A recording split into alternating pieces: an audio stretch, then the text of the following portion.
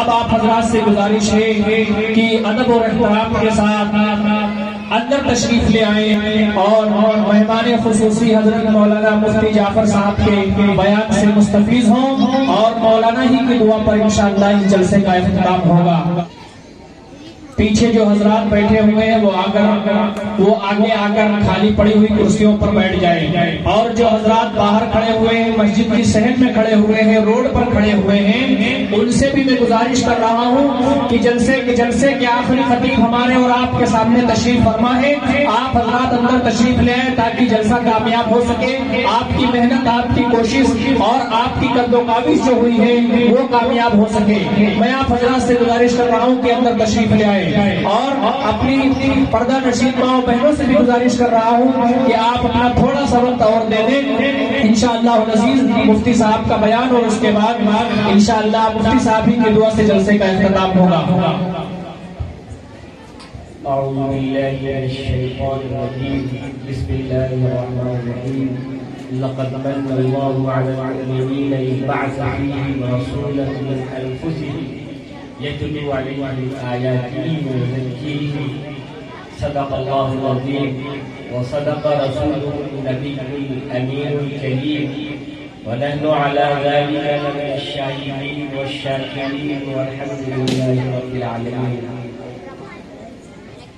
معزز علماء کرام، حفاظ کرام، شورا اعظام اور ناظرین جلسہ جناب مولانا عادل نجوی صاحب، معزز سامعین کرام، پردہ نشین خواتین اسلام، بڑی دیر سے آپ اس جلسے میں تشریف فرما ہے، کافی دیر سے آپ نعت رسول صلی اللہ علیہ وآلہ وسلم اور خطابت سے محظوظ ہو رہے تھے۔ میں آپ کا بہت مختصر وقت لے کر اپنی بات مکمل کروں گا۔ اللہ تعالیٰ سے دعا ہے کہ اللہ رب العزت مجھ سے وہ بات کروائے جو آپ کے لیے بھی مفید ہو اور میرے لیے بھی مفید ہو۔ عزیزان ملت اسلامیہ، اللہ تعالیٰ نے ہمیں اور آپ کو اسلام جیسی عظیم الشان نعمت سے سرفراز فرمایا ہے۔ اس نعمت پہ جتنا بھی اللہ کا شکریہ ادا کیا جائے وہ کم ہے۔ پھر اسلام کے ساتھ ساتھ اللہ تعالیٰ نے اپنے پیارے رسول، اپنے چہیتے رسول، اپنے لاڈلے رسول، اپنے محبوب رسول صلی اللہ علیہ وآلہ وسلم کی امت میں پیدا فرمایا، جس پہ ہم جتنا بھی اللہ کا شکریہ ادا کریں وہ کم ہے۔ جتنا بھی شکریہ ادا کریں وہ کم ہے کہ اللہ نے ہمیں اور آپ کو اپنے محبوب کی امت میں پیدا فرمایا۔ یہ اللہ کا خصوصی فضل و کرم ہے۔ اللہ تعالیٰ نے اپنے محبوب پہ قرآن مقدس کو نازل فرمایا۔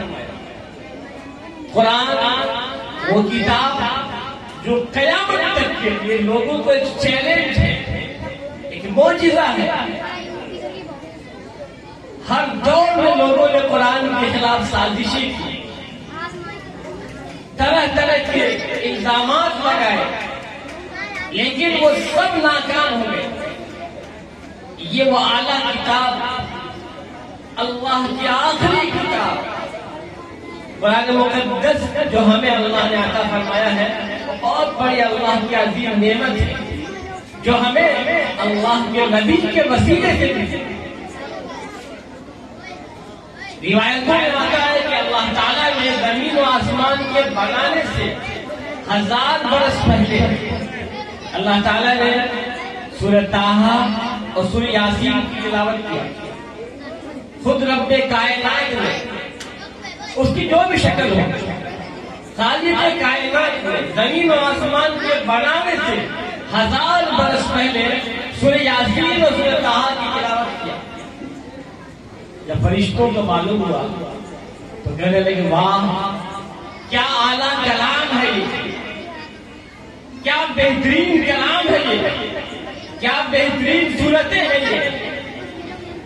مبارک ہے وہ امت جس پہ یہ صورتیں نازل ہوگی، مبارک ہے وہ امت جس پہ سورہ یاسین اور سورہ طٰہٰ نازل ہوگی، اور مبارک ہے وہ سینے جو ان صورتوں کو اپنے سینے میں بسا لے۔ وہ کیا ہی قابل مبارک بات ہے۔ اللہ تعالیٰ کی شکر احسان ہے کہ اللہ نے وہ سورہ وہ ہمیں عطا فرمائی، امت محمدیہ کو عطا فرمائی۔ نہ صرف یہ کہ سورہ یاسین اور سورہ طٰہٰ بلکہ پورا قرآن مقدس ہمیں عطا فرمائی۔ علامہ سیوطی نے اپنی کتاب خصائص کبریٰ میں لکھا ہے کہ اللہ کے رسول صلی اللہ علیہ وآلہ وسلم کے دو معجزے قیامت تک زندہ ہیں، آج بھی زندہ ہیں۔ نمبر ایک قرآن مقدس کا معجزہ، اور دوسرا جو حاجی جاتے ہیں حج کرنے کے لیے اور جو تینوں جمرات میں جو پتھر مارتے ہیں، جو کنکری مارتے ہیں، تو ہر حاجی کنکری مزدلفہ سے لے کے آتا ہے، تین کنکریاں مارتے ہیں، ہر حاجی نئی کنکری استعمال کرتا ہے۔ ایسا نہیں ہوتا کہ ایک کنکری کو استعمال کرنے کے بعد دوبارہ استعمال کرے۔ حضرت ابو سعید خدری رضی اللہ عنہ نے اللہ کے نبی صلی اللہ علیہ وآلہ وسلم سے پوچھا، یا رسول اللہ، بڑی تعداد میں لوگ جمرات پر کنکریاں مارتے ہیں، وہاں پر کنکریاں اٹھاتے ہوئے دکھتا بھی نہیں ہے، یہ کنکریاں جاتی کہاں ہیں؟ لاکھوں لوگ حج کرتے ہیں اور لگاتار کنکریاں مارتے ہیں، اس طرح تو وہاں ایک ٹیلا لگ جانا چاہیے کنکریوں کا، ایک پہاڑ کی طرح سے اونچا ٹیلا ہو جانا چاہیے، لیکن کوئی کنکریاں اٹھاتے دکھتا بھی نہیں ہے اور کنکریاں بھی وہاں جمع نہیں ہوتی ہیں۔ تو اللہ کے رسول صلی اللہ علیہ وآلہ وسلم نے فرمایا کہ اللہ رب العزت نے فرشتوں کو مقرر کر رکھا ہے، جس بندے کا حج قبول ہو جاتا ہے فرشتے اسی کنکریاں اٹھا لیتے ہیں، اور جس کا حج قبول نہیں ہوتا ہے اسی پر نصیب کی کنکریاں وہاں پڑی رہتی ہیں۔ تو اللہ کے رسول کا یہ معجزہ آج بھی زندہ ہے، یہی کہ وہ اب آگے جائیے۔ حجر اسود جس کو ہم بوسہ دیتے ہیں، جو جنت سے آیا وہ پتھر ہے، سن 317 ہجری میں بحرین کے حاکم ابو طاہر سلیمان کرامتی نے حجر اسود مکہ معظمہ پہ حملہ کر کے حجر اسود کو وہاں سے نکال کے لے گیا، اور تاریخ میں وہ ہجری وہ سال 317 ہجری کا سال ہے کہ جس سال حج بھی موقوف ہو گیا، حج نہ ہو سکا۔ اس کے بعد تقریباً 22 سال کے بعد سن 339 ہجری میں بنو عباس کے خلیفہ مقتدر میں ملا گیا، ابو طاہر سلیمان کرامتی سے 30,000 دینار لے کر یہ معاہدہ کیا کہ وہ حجر اسود کو واپس کریں۔ اس کے لیے انہوں نے ایک بڑے عالم جلیل القدر عالم محدث شیخ عبداللہ کو بھیجا، ان کے ساتھ اور بھی لوگ تھے۔ وہاں بحرین کا حاکم ابو طاہر سلیمان کرامتی نے ایک بڑی محفل کا انعقاد کیا کہ ہم اس بڑی محفل میں حجر اسود کو مسلمانوں کو واپس کریں گے۔ چنانچہ جب شیخ عبداللہ وہاں پہنچے تو ایک بہترین قسم کے گلاس میں لپیٹا ہوا خوشبوؤں سے معطر ایک گلاس کو کھولا گیا، اس میں ایک پتھر تھا، شیخ عبداللہ کے حوالے کیا گیا اور کہا گیا کہ یہ حجر اسود ہے۔ آپ نے فرمایا نہیں، میں ایسے نہیں دوں گا، ہمارے پتھر میں نشانیاں ہیں، 2 نشانیاں ہیں۔ اللہ کے نبی نے فرمایا ہے صلی اللہ علیہ وآلہ وسلم کہ حجر اسود کی نشانی یہ ہے کہ اگر اسے آگ پہ گرم کیا جائے تو وہ گرم نہیں ہوتا ہے، ٹھنڈا رہتا ہے، اور اگر اسے پانی میں ڈبویا جائے تو ڈوبتا نہیں، تیرتا رہتا ہے۔ ہم لیں گے، لہذا اس کو آگ میں جلایا جائے، اس کے پانی میں ڈبویا جائے۔ لہذا اس پتھر کو پانی میں ڈبویا گیا تو وہ ڈوب گیا، پھر آگ میں جلایا گیا تو پھٹ گیا۔ انہوں نے کہا نہیں یہ پتھر بنا نہیں ہے۔ پھر دوسرا پتھر لایا گیا، اس کو بھی پانی میں ڈبویا گیا تو ڈوب گیا، آگ میں جلایا گیا تو پھٹ گیا۔ پھر تیسرا پتھر لایا گیا، اس کو جب پانی میں ڈبویا گیا تو وہ تیرنے لگا پھولوں کی طرح، اور جب پانی کے علاوہ جب اس کو آگ میں جلایا گیا تو بالکل ٹھنڈا۔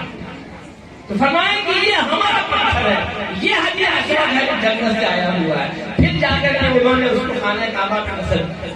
تو اسلام کی حقانیت کی دلیل آج بھی زندہ ہے، وہ خانہ کعبہ میں حدیث اسود موجود ہے کہ آج بھی اس کو چاہیے وہ آزما کے دیکھ لے کہ اسلام کی حقانیت کی ہے۔ جہاں تک بات قرآن کی، آج بھی چیلنج ہے۔ اللہ کے رسول صلی اللہ علیہ وآلہ وسلم مکہ معظمہ میں رات کو قرآن کریم کی تلاوت کیا، کہتے ہیں کہ ایک دن ابو جہل اور ابو سفیان، اخنس بن شریف، یہ تینوں لوگ چپے چپے کسی کونے میں چھپ کر کے قرآن سن رہے، ایمان نہیں لائے تھے لیکن قرآن سن رہے، تینوں اپنے ساتھیوں سے بچ کر کے، کسی کو کسی کی خبر نہیں، سنتے سنتے پوری رات گزر گئی۔ جب صبح ہوئی تو تینوں واپس آئے، رستے میں تینوں کی ملاقات ہو گئی، پوچھا کہاں تم کہاں؟ اس نے کہا تم کیسے؟ بتانے لگے کہ ہم اس کلام کو سننے آئے، قرآن کو سننے کے لیے۔ تو کہا لیکن یہ بات تو بڑی غلط ہے، اگر لوگ جان جائیں تو مکے کے لوگ کہ ہم لوگ خود ہی سن رہے ہیں قرآن، ہم سردار ہیں مشرکین مکہ کے، اگر لوگ جان جائیں کہ ہم خود ہی قرآن سن رہے ہیں تو لوگ تو ایمان قبول کر لیں گے۔ کہا یہ عہد کرو کہ کل نہیں آئے گا، سب نے عہد کیا کہ کل نہیں آئے گا۔ پھر اگلی رات دل نہیں مانا، پھر تینوں آئے اپنے تینوں ساتھیوں سے بچتے ہوئے، اخنس بن شریف اور ابو جہل، ابو سفیان، تینوں لوگ چپے چپے قرآن سن رہے تھے۔ اللہ کے رسول صلی اللہ علیہ وسلم رات بھر قرآن کی تلاوت کر رہے نماز میں، اور یہ سن رہے تھے۔ جب صبح ہوئی واپس نکلنے لگے، پھر تینوں کی ملاقات ہوئی، کہہ رہے یہ کوئی غلط کام تم نے کیا، کیوں آگے؟ کہا کل کوئی نہیں آئے گا، عہد کرو کہ کل نہیں آؤ گے۔ اگلی رات کو پھر تینوں حاضر، دل نہیں مانا، تینوں حاضر۔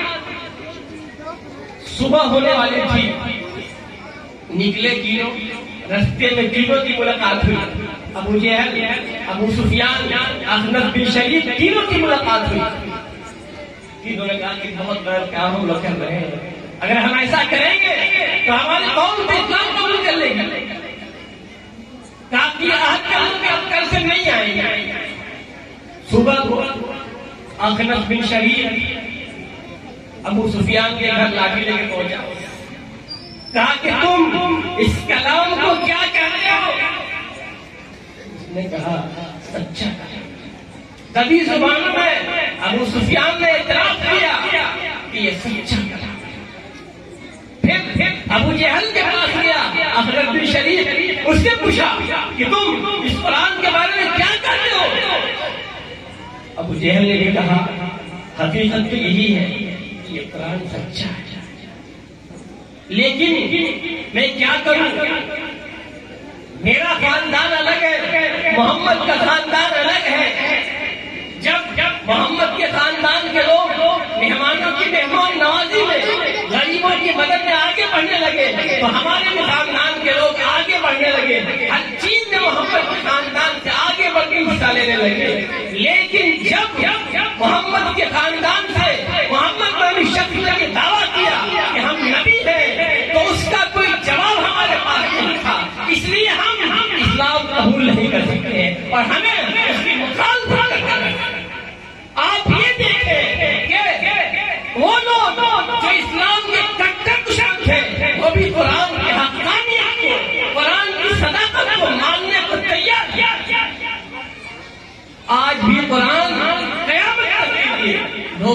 معجزہ ہے. جو لوگ قرآن پہ الزام لگاتے ہیں ثابت نہیں. ہر دور میں قرآن چیلنج تھا ہے اور رہے گا. اور اللہ تعالیٰ نے قرآن کی حفاظت کا وعدہ کیا ہے, ذمہ لیا ہے. اِنَّا نَحْنُ نَزَّلْنَا الذِّكْرَ وَإِنَّا لَهُ لَحَافِظُونَ. یقیناً ہم نے قرآن کو نازل کیا ہے اور ہم ہی قرآن کی حفاظت کریں. تو اللہ تعالیٰ کا شکر احسان ہے کہ اللہ نے ہمیں اپنے محبوب کے ذریعے قرآن مقدس جیسی عظیم الشان نعمت عطا فرمایا ہے. اگر ہم نے اس پہ عمل کر لیا تو ہماری زندگی دنیا بھی کامیاب اور دنیا کے بعد کی زندگی بھی کامیاب. قرآن ہم نے یہ سمجھ لیا ہے کہ یہ صرف تلاوت کا. قرآن تلاوت کے ساتھ ساتھ ترجمہ کے ساتھ پڑھنے کے ساتھ تفسیر کے ساتھ پڑھنے کی کتاب ہے. قرآن گائیڈ بک ہے, قرآن لا بک ہے, قرآن زندگی جینے کا طریقہ سکھاتا ہے. ہمیں دنیا میں کیسے رہنا ہے اللہ تعالیٰ نے اپنے نبی کے ذریعے قیامت تک ہمیں زندگی کیسے گزارنا ہے اللہ تعالیٰ نے سب کچھ بتا دیا. تو اللہ کا جتنا بھی شکریہ ادا کیا جائے وہ کم ہے کہ اللہ نے ہمیں اس عظیم الشان نعمت سے سرفراز کیا. ہاں, شیطان ہمارا دشمن ہے, ہمارے پیچھے لگا رہے گا, ہمیں قرآن سے روکے گا, قرآن کا عمل کرنے سے روکے گا, لیکن ہمیں شیطان کو دوست نہیں بنانا. قرآن کریم میں اللہ تعالیٰ نے ارشاد فرمایا یا ایھا الناس ان وعد اللہ حق فلا تغرنکم الحیاۃ الدنیا ولا یغرنکم باللہ الغرور. اے لوگوں, اللہ کا وعدہ سچا ہے. یعنی مرنا ہے انسان کو, مرنے کے بعد قبر کا معاملہ آئے گا, پھر حشر کا معاملہ آئے گا, حساب و کتاب کا معاملہ آئے گا, جنت اور جہنم کا معاملہ آئے گا. سب کچھ سے انسانوں کو گزرنا ہے. اللہ نے جو وعدہ کیا وہ سچا ہے, جھوٹا نہیں. یا ایھا الناس ان وعد اللہ حق فلا تغرنکم الحیاۃ الدنیا. اے لوگوں, تمہیں دنیا کی زندگی کہیں اللہ سے دھوکے میں. اللہ نے بڑی تاکید سے فرمایا فلا تغرنکم الحیاۃ الدنیا. ایسا نہ ہو یہ دنیا کی رنگینیاں اور دنیا کی بڑی بڑی ساری چیزیں آسائشیں دھوکے میں ڈال دیں. فلا یغرنکم باللہ الغرور. اور تمہیں سب سے بڑا دھوکے باز یعنی شیطان کہیں اللہ سے دھوکے میں. اللہ نے بڑے واضح انداز میں فرمایا ان الشیطان لکم عدو فاتخذوہ عدوا. یقیناً شیطان تمہارا دشمن ہے, اس کو دشمن ہی بنا کے رکھو, اس کی مت کرو. انما یدعو حزبہ لیکونوا من اصحاب السعیر. شیطان چاہتا ہے, وہ دعوت دیتا ہے اپنے ماننے والوں کو کہ وہ اس کے ساتھ جہنم میں جلنے والے ہو جائیں.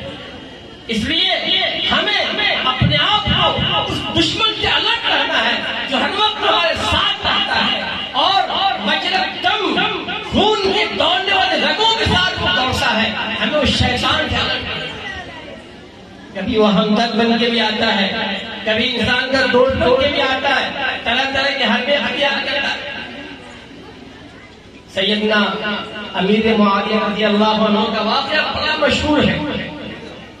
ایک روز آپ کی تہجد چھوٹ گئی. سیدنا امیر معاویہ رضی اللہ عنہ کو بڑا افسوس ہوا, بہت روئے, اللہ سے استغفار کرنے لگے, بہت اللہ سے استغفار کیا, توبہ کیا تہجد چھوٹ جانے کا. اگلی روز تہجد سے پہلے کوئی اندر سے انہیں جگا رہا تھا, اٹھ جائیے حضرت تہجد پڑھ لیجیے. کون تم؟ دروازہ ادھر بند ہو, تم کون؟ کیا حضرت آپ نماز پڑھنے کی کہا تم ہو کون؟ کہنے لگا حضرت صحیح پوچھیے تو میں تو شیطان ہوں. شیطان اور تہجد کے لیے؟ شیطان کا تو کام نماز سے روکنے کا تھا نا, تم نماز کے لیے جگانے کب سے آنے لگے؟ چھوڑی جا دیجیے, آپ تہجد پڑھ لیجیے. آپ نے پکڑ لیا اس کا ہاتھ، کب بتاؤ میں تم کو نہیں چھوڑوں گا. جتنا ایک روز کی تہجد کے چھوٹنے پہ آپ نے اللہ سے توبہ استغفار کیا ہے، اللہ نے اتنا مقام بلند کر دیا. تو ہم نے چاہا کہ روزانہ تہجد پڑھنے پہ جو نیکیاں، جو ثواب ملتا ہے اتنا ہی ملتا رہے زیادہ ثواب کو. تو یہ مردود کبھی ہم کا ایسا انجیکشن لگاتا ہے نا، ہمیں احساس ہے.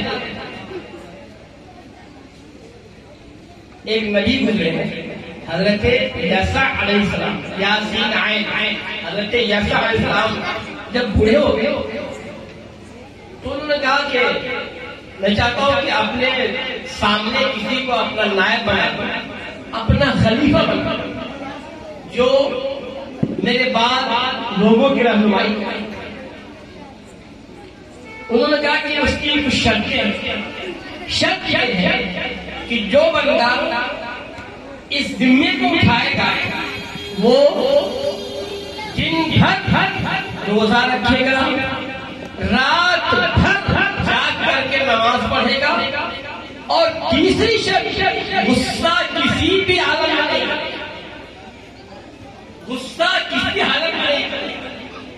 دن بھر روزہ رکھے گا، رات کو نمازیں پڑھے گا اور غصہ نہیں. ایک شخص کھڑا ہوا، اس نے کہا میں کروں گا. ان کا نام تھا ذوالکفل، اور کوئی نہیں کھڑا ہوا. اگلے دن پھر آپ نے اپنے محفل میں کہا کہ کون ہے جو میرے بعد میرے اس کام کو انجام دے گا، اس کے اندر یہ 3 کوالٹی ہو، یہ 3 صفت ہو، رات بھر جاگ کر کی عبادت کرے، دن بھر روزہ رکھے اور غصہ نہ ہو. پھر وہی شخص کھڑا ہوا، اس نے کہا حضرت میں کروں گا. تو لہذا ذوالکفل کو آپ نے اپنی نیابت دے دیا، کہا کہ تم ذمہ دار ہو. انہوں نے ذمہ داری کو سنبھال لیا، اسی لیے ان کا نام ذوالکفل ہو گیا، ذمہ داری کو سنبھالنے والا. جب انہوں نے اس ذمے کو لے لیا تو شیطان نے اپنے چیلوں سے کہا کہ جاؤ ذرا ذوالکفل کو غصہ دلا دو، ذوالکفل کو غصہ دلا دو. شیطان گئے اور ناکام ہو کے چلے آئے. ایک دن اس نے کہا کہ ایسا ہے کہ ابلیس نے کہا کہ میں خود جاؤں، میں خود جا کر کے بھاگا ہوں. حضرت ذوالکفل رات بھر جاگتے تھے، دن بھر روزہ رکھتے تھے، اور غصہ بھی نہیں کرتے تھے. دوپہر میں تھوڑی دیر آرام کرتے تھے. جب وہ عین دوپہر میں آرام کرنے کے لیے گئے تو باہر سے کسی نے کمرے کے دروازے کو کھٹکھٹایا. آپ نے پوچھا کون؟ اس نے کہا کہ میں مظلوم آدمی ہوں، کچھ لوگ ہیں جو ہمارا حق مار رہے ہیں. تو حضرت ذوالکفل نے دروازہ کھول دیا. وہ بندہ اندر داخل ہوا.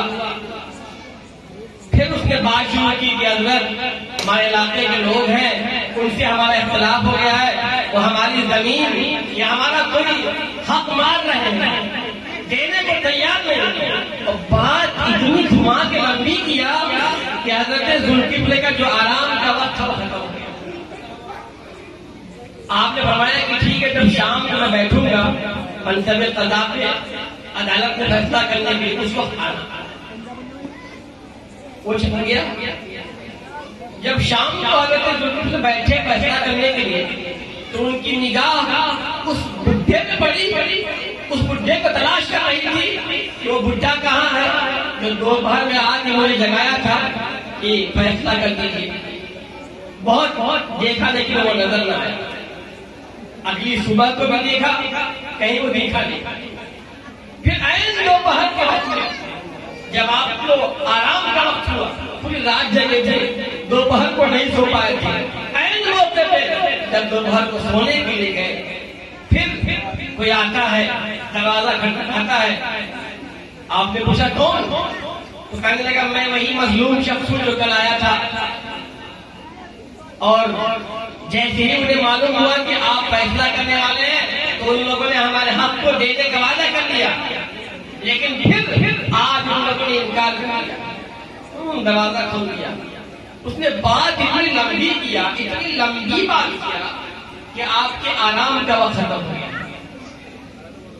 آپ نے فرمایا کہ ٹھیک ہے، جب میں شام کو بیٹھوں گا منصب عدالت میں آنا فیصلہ کر دوں گا۔ پھر شام کو حضرت ذوالقفل اپنی عدالت میں انتظار کرتے رہے لیکن وہ بندہ نظر نہیں آیا۔ پھر صبح بھی انتظار کیا، کہیں دکھا نہیں۔ پھر اگلی دوپہر کو شدید نیند کا غلبہ تھا، ذوالقفل کنٹینیو جاگ رہے تھے، رات بھر جاگ کی عبادت، دن کو روزہ، اور دن میں بھی نہیں سو پا رہے تھے۔ اب نیند کا غلبہ تھا۔ اپنے خادم سے کہا کہ تم دروازے پر کھڑے رہنا، اندر کسی کو بتا دو۔ جب وہ سونے کے لیے گئے تو اسی ٹائم جب نیند لگنے والی تھی کوئی آتا ہے اور آپ کے اندر جانا چاہتا ہے تو خادم نے روک لیا۔ اس نے کہا اندر جانے کی اجازت نہیں ہے۔ پھر اس نے کہا مجھے ضروری کام ہے۔ انہوں نے کہا حضرت نے منع کیا، ملنے کی اجازت نہیں ہے۔ اس نے پھر دیکھا ایک سوراخ ہے، ایک کھڑکی کا ایک سوراخ ہے روشندان وغیرہ کا، اس کے اندر جو داخل ہو گیا اور اندر سے گیٹ کھلنے لگا۔ تو حضرت نے آواز لگایا کہ وہ فلاں تم نے منع نہیں کیا اس بندے کو؟ اس نے کہا آپ دیکھیے تو یہ گیا کہاں سے؟ تو دیکھا تو دروازہ اندر سے بند تھا۔ فرمانے لگے وہ مردود تو شیطان ہے جو 3 دن سے ہمیں تم غصہ دلانے کے لیے آ رہے تھے۔ اس نے کہا اے ذوالقفل میں آپ کو غصہ دلانا چاہتا تھا اور چاہتا تھا کہ آپ اس ڈیوٹی کو، اس فریضے کو انجام نہ دے سکے، لیکن میرا گاؤں آپ پہ نہ چڑھ سکا اور آپ کامیاب۔ یہ مردود انسانوں کو روکنے کے لیے، بہکانے کے لیے طرح طرح کی کوششیں کرتا ہے، لیکن ہمیں گھبرانا نہیں ہے، پریشان نہیں ہونا۔ ان کید شیطان کان ضعیفا، یقیناً شیطان کی چال بڑی کمزور ہے، اس کی تدبیر بڑی کمزور ہے۔ ہم مضبوط ہو جائیں گے، ایمان مضبوط کر لیں گے، اللہ پہ توکل کر لیں گے، شیطان کچھ نہیں کر سکتا۔ ہم اپنے اندر اپنی اصلاح کرنے کی کوشش کریں، اپنے ایمان کو مضبوط کریں، کچھ بھی نہیں ہو سکتا۔ ایک حدیث سناتا ہوں آپ کو، اللہ کے نبی نے ارشاد فرمایا لو انکم تتوکلون علی اللہ حق توکلہ لرزقتم کما ترزق الطیر، کہ اگر تم اللہ تعالیٰ پہ ایسے توکل کرنے لگو، ایسے اعتماد و یقین بھروسہ کرنے لگو جس طرح چڑیوں کو اللہ پہ یقین ہے کہ چڑیا پرندے صبح کو خالی پیٹ نکلتے ہیں، شام کو پیٹ بھر کے آتے ہیں، اگر تم ایسے اللہ پہ یقین کرنے لگو تو اللہ تمہیں خوب رزق عطا فرمائے گا۔ لو انکم تتوکلون علی اللہ حق توکلہ لرزقتم کما ترزق الطیر، کہ اگر تم اللہ پہ ویسے توکل کرنے لگو جس طرح چڑیوں کو اللہ پہ یقین ہوتا ہے۔ کوئی چڑیا کل کے لیے اکٹھا نہیں کرتی، کوئی پرندہ کل کے لیے اکٹھا نہیں کرتا، کوئی پرندہ اکٹھا نہیں کرتا ہے۔ تو اللہ کے نبی نے فرمایا کہ اگر تمہیں پرندوں کی طرح اللہ پہ توکل و یقین ہو جائے تو اللہ تمہیں بھی ویسے ہی رزق عطا فرمائے گا۔ اور یہ حقیقت بھی ہے کہ انسان کے علاوہ اللہ کی جتنی مخلوق ہے کوئی کماتا نہیں، گائے بیل بھینس جتنی بھی جانور ہیں، اللہ کی جتنی مخلوق ہے انسان کے علاوہ کوئی نہیں کماتا ہے، اور ایک انسان کے علاوہ سب کا پیٹ بھرتا ہے، نہیں بھرتا تو پیٹ انسانوں کا نہیں۔ اللہ کے رسول صلی اللہ علیہ وسلم نے ارشاد فرمایا کہ اگر آدم کی اولاد ابن آدم کے سونے کی ایک وادی ہوتی، وادی 2 پہاڑوں کے درمیان میدان، یعنی اگر ابن آدم کے سونے کا ایک میدان ہوتا تو وہ چاہتا کہ اسے سونے کی ایک وادی اور مل جائے۔ اللہ کے نبی نے ارشاد فرمایا اس کی اس حرص کو، اس کی اس تما اور لالچ کو قبر کی مٹی اس لیے ہمیں چاہیے کہ اس دنیا کی زندگی میں رہتے ہوئے دنیا سے اتنا استفادہ کر لیں جس سے ہمارا کام چل جائے. ہم بہت زیادہ دنیا کی طرف نہ بھاگے. اللہ کے رسول کی حدیث ہے دنیا کا غریب اور عابر سبیل، کہ دنیا میں ایسے رہو جیسے کوئی اجنبی رہتا ہے یا جیسے مسافر رہتا ہے. کبھی اہل قبور، اور اپنے آپ کو قبر والوں میں شمار کرو. اس کا کیا مطلب؟ یعنی جس طرح انسان مر جاتا ہے اب وہ نمازیں نہیں پڑھ سکتا، کوئی عبادت نہیں کر سکتا، تو ہمارے ذہن میں یہ خیال ہو کہ اب ہم بھی مرنے کے قریب ہو گئے. اب جتنا نیک عمل کر لیں اس کے علاوہ پھر ہمیں نیکی کرنے کا موقع نہیں ملے گا. اپنی آخری بات بتا کے اپنی تقریر کو ختم کرتا ہوں. حضرت حسن بصری آتا ہے کہ حسن بصری ایک جنازے میں گئے. جنازے کی تدفین کے بعد جب فارغ ہوئے لوگوں سے پوچھا اکٹھے ہو کے یہ بتاؤ کہ اگر یہ بندہ جس کو دفن کیا گیا ہے اگر یہ دنیا میں زندہ ہو کے آ جائے اس کی خواہش کیا، اس کی تمنا کیا ہوگی؟ وہ کہنے لگے کہ خواہش یہ ہوگی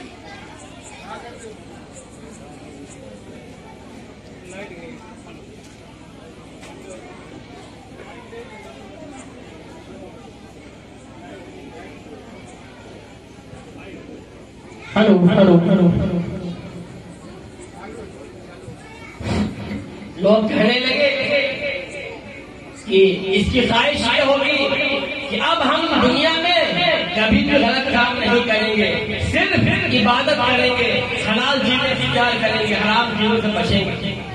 حضرت حسن بصری فرمایا سنو یہ بندہ جو مر گیا اب یہ کبھی واپس نہیں آنے والا، کبھی واپس نہیں آنے والا ہے.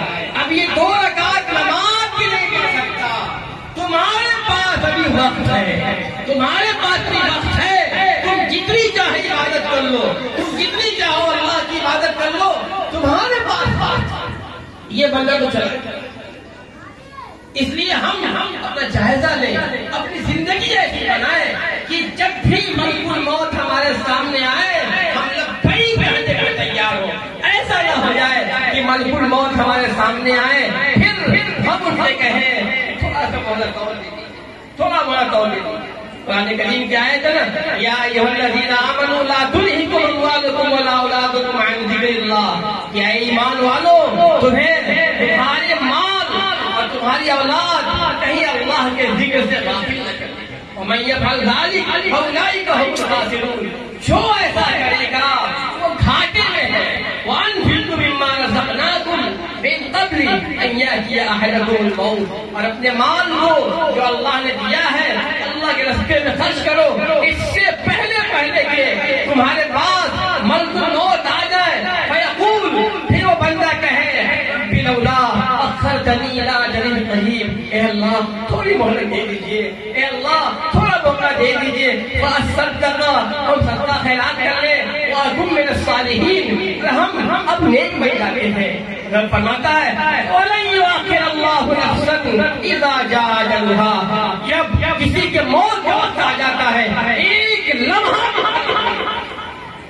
اس لیے ہم آج ہی سے تہیہ کریں، سیرت النبی کی جلسے سے یہ پیغام لے کے جائیں کہ ہمارے زندگی کا ایک لمحہ بہت قیمتی ہے، بہت قیمتی ہے. ہماری زندگی ایسے ہو کہ جس دن بھی جس وقت بھی ملک الموت آئے ہم یہ کہیں کہ ہم تیار ہیں، ہم اللہ سے ملنے کے لیے، اللہ کی ملاقات کے تیار ہیں، ہم تیار ہیں ملک الموت کو لبیک کہنے کے لیے. جس پہ ہمارا کسی کا حق وغیرہ ہے ہم پہلے ادا کر کے تیار رہے. اللہ تعالیٰ ہم سب کو کہنے سننے سے زیادہ عمل کرنے کی توفیق عطا فرمائے. وآخر دعوانا ان الحمد للہ رب العالمین.